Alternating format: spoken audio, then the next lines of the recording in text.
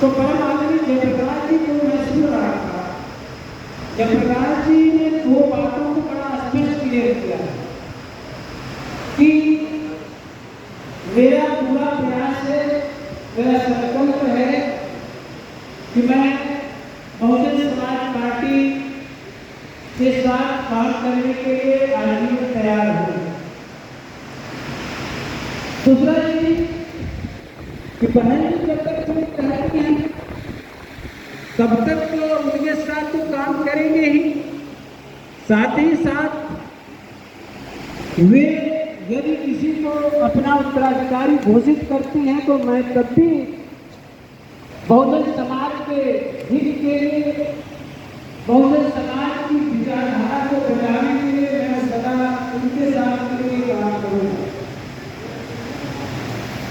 अगर उन्होंने ए को मौका दिया, बी को मौका दिया, तब भी मैं काम करूँ।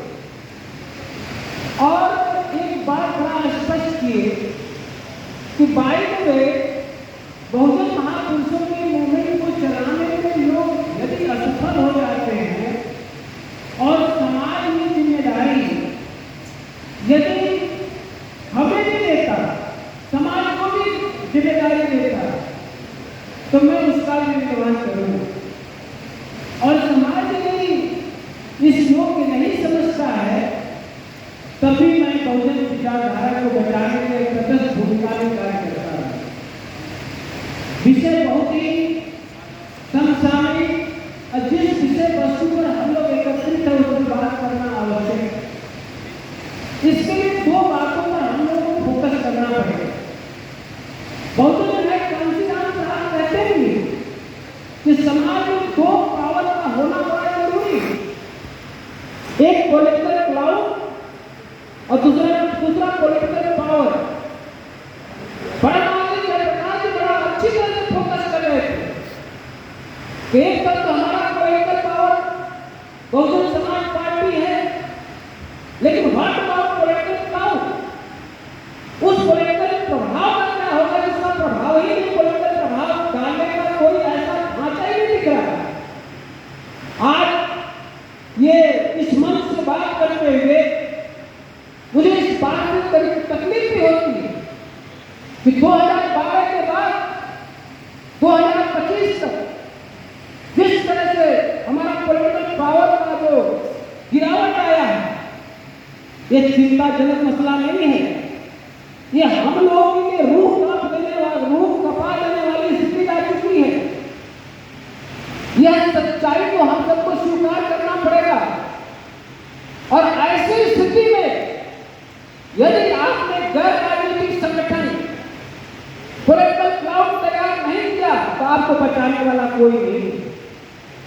इसलिए आज के दिन में, आज के तारीख में मैं आप सबसे विनम्र प्रार्थना करता हूं, इतिहास से सबक लेना पड़ेगा। बहुजन नायक कांशीराम साहब के इतिहास को समझना पड़ेगा। बहुजन नायक कांशीराम साहब को वही काम कर रहे थे 1964 से। यही आरपीआई के लोगों ने कह दिया कि बाबा साहब अम्बेडकर का विचार तो बहुत अच्छा, लेकिन कामयाब हो सकते नहीं। तब मैंने साहब ने कहा कि बाबा साहब अम्बेडकर का विचार अच्छा है, हम लोग कामयाब क्यों नहीं हो सकते? उन्होंने कहा कि नहीं, सबको काटना पड़ेगा। और माननीय कांशीराम साहब ने गैर राजनीतिक संगठन का निर्माण करते करते फिर पॉलिटिकल पावर का पहले पॉलिटिकल क्लाउड तैयार की, इसके बाद उन्होंने पॉलिटिकल पावर का भी निर्माण किया।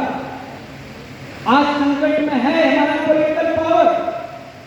पॉलिटिकल पावर जब संकट में है, आज की स्थिति में मैं इस मंच के माध्यम से कहना चाहता हूं कि आप सबको तन और मन और धन से पॉलिटिकल क्लाउड, इसका मतलब आपके पॉलिटिकल पर प्रभाव डालने वाला गैर राजनीतिक संगठन के लिए आदरणीय जयप्रकाश जी को आपको अपना नेता मानना पड़ेगा, तभी जाकर के पूरा आंदोलन सफल हो पाएगा। और याद रखना, दुनिया में एक फैक्टर होता है, अगर एक को झुटला देंगे तो आप नेचुरल जस्टिस नहीं करते हैं। तथागत बुद्ध को ले लीजिए, 29 साल की उम्र में घर में छोड़ा और पूरे विश्व में क्रांति पैदा किए। बाबा साहब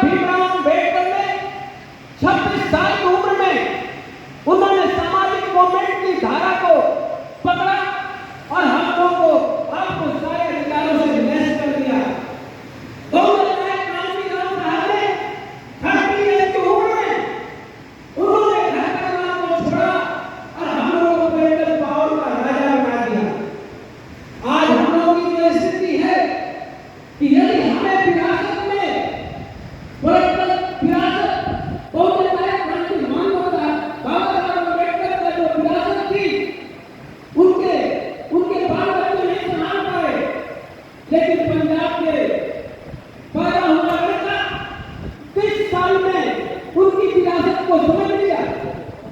महाराष्ट्र में बाबा साहब अम्बेडकर की कर्मभूमि रही पूरी, उनके आंदोलन को संभालने के लिए उनका लड़का था, उनके लड़के ने नहीं संभाल पाया, लेकिन उनके लड़का को बात छोड़िए, परिवार का एक लड़का संभाल लिया।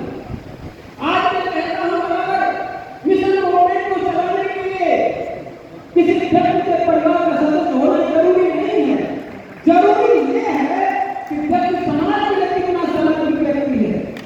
यदि समाज के समर्पित व्यक्ति है, वही समाज के मूवमेंट को चलाएगा। इसमें मैं किसी पॉलिटिकल पार्टी का मेंबर भी नहीं हूँ और अपने के बाद नहीं करूंगा। मैं सर्विस में नहीं हूँ, सर्विस में रहते हुए मेरी राजनीतिक सूझ समझ इसलिए नहीं कि मैं केवल किताबों को पढ़ता हूँ, अखबार को पढ़ता हूँ, मैं इस बात को पढ़ता हूँ कि आखिर मानव कैसे हो। कांशीराम साहब जब वैज्ञानिक तैयारियों में हुए तो ऐसी कौन सी समस्या आ गई कि मानव भी बने, बहुजन नायक भी बने। बहुजन नायक और मानव बनने के लिए MA, MSc, DSC, LLD degree की जरूरत नहीं है। आज एमए, एमएससी, डीएससी, डीएलडी आप ना बोलिए बाबा साहब अम्बेडकर के नाम से, लेकिन खाली बाबा साहब का नाम लीजिए तो केवल एक ही नाम आएगा, डॉक्टर अम्बेडकर का नाम।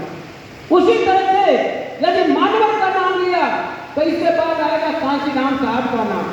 इसलिए मेरे साथियों, आज मैं आप सबसे कहना चाहूंगा, इस समय हमारा देश राजनीतिक नेतृत्व के लिए तरस रहा है।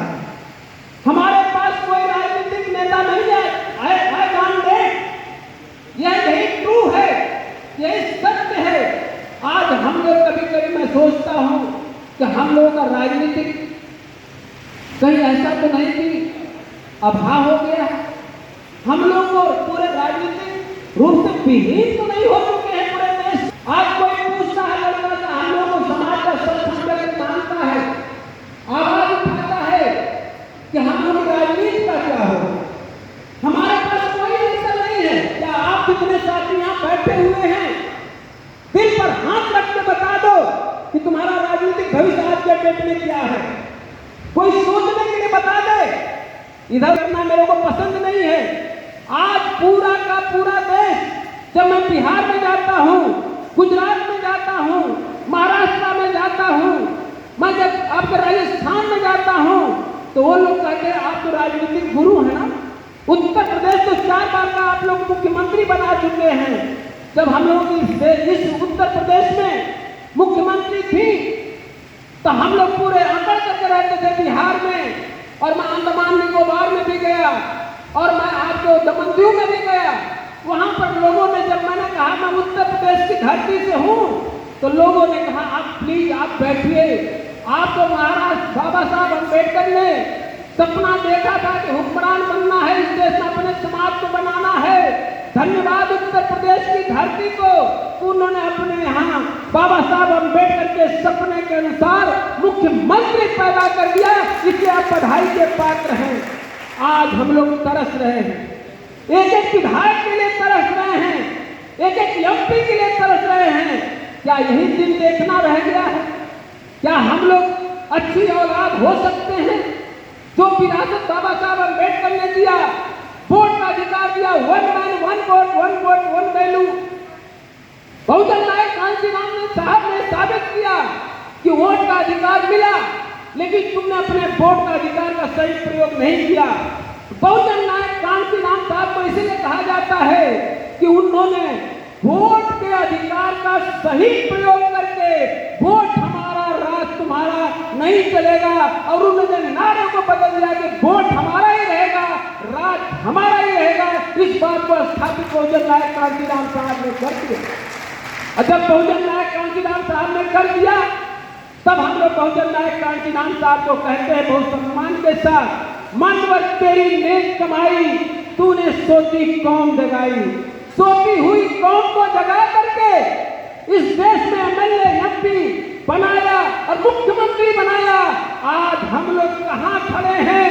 क्या इतिहास लिखा जाएगा? भविष्य का क्या इतिहास लिखा जाएगा?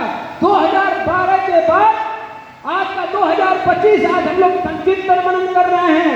हम लोग क्या बोलेंगे? कि गए थे गांधी ऑडिटोरियम में बैठे थे और जब इतिहास डूब रहा था, इतिहास में जब कुछ पानी डूब रहा था, उस समय हम लोग इतिहास बनाने के लिए काम काज किए। इसलिए मैं एक बात कहते हुए 2-4 मिनट के बाद अपनी बात को समाप्त करता हूं। इसलिए मेरे साथियों, बाबा साहब अम्बेडकर ने कहा, जिन्हें इतिहास का निर्माण करना है उन्हें अपने समाज के इतिहास की आवश्यक जानकारी अवश्य होना चाहिए। जिस समाज का इतिहास नहीं है वो अपने भविष्य का निर्माण नहीं कर सकता, क्योंकि इतिहास की नींव पर ही भविष्य की इमारत खड़ा होती है।